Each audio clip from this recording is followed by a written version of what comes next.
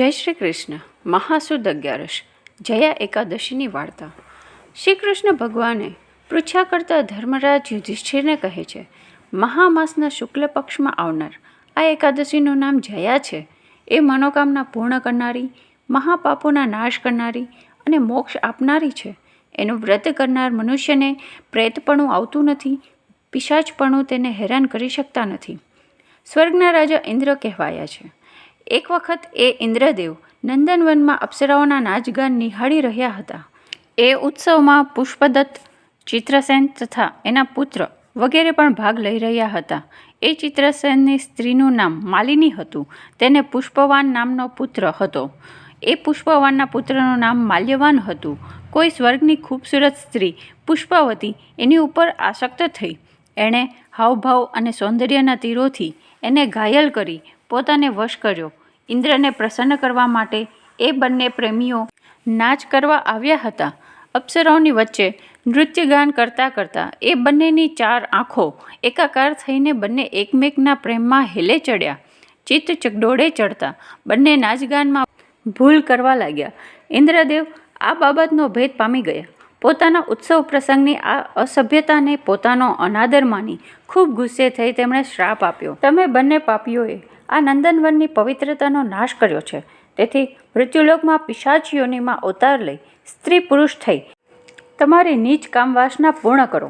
ઇન્દ્રદેવના શ્રાપ અનુસાર માલ્યવાન અને પુષ્પાવતીનું પ્રેમી જોડલું હિમાલય પર્વત ઉપર પિશાચ યોનિમાં અવતર્યું.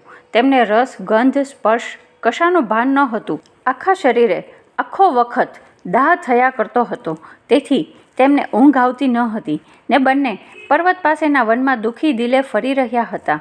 એક વખત સખત ઠંડીથી પીડાઈને શરીરના રૂવાટા ઊભા થઈ જતા પિશાચે પોતાની પિશાચીની પત્નીને કહ્યું, આપણે એવું તે કયું મહાપાપ કર્યું હશે જેથી આપણને આવું નર્ક યાતનાથી પણ બદતર દુઃખ સહન કરવું પડતું હશે?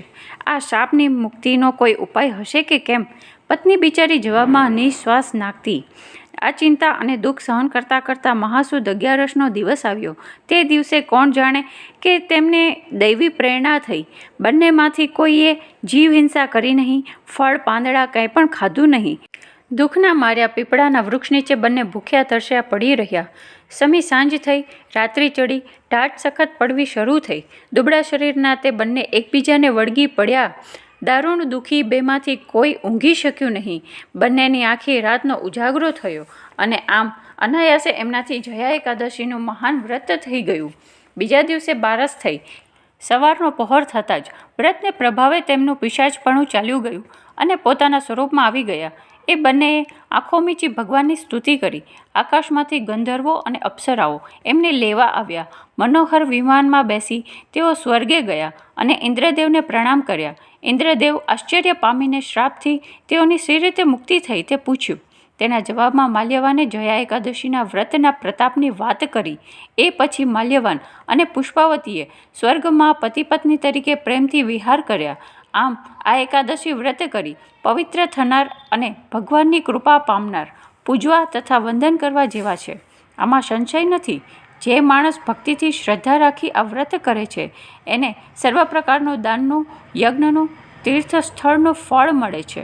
આ કથાનો પાઠ કરનાર તથા સાંભળનાર પણ આ જન્મ સફળ કરી વૈકુંઠમાં જાય છે. ઇતિ શ્રી સ્કંદ પુરાણે મહાશુક્લ પક્ષે જયા એકાદશી સમાપ્ત. જય શ્રી કૃષ્ણ. રાધે રાધે.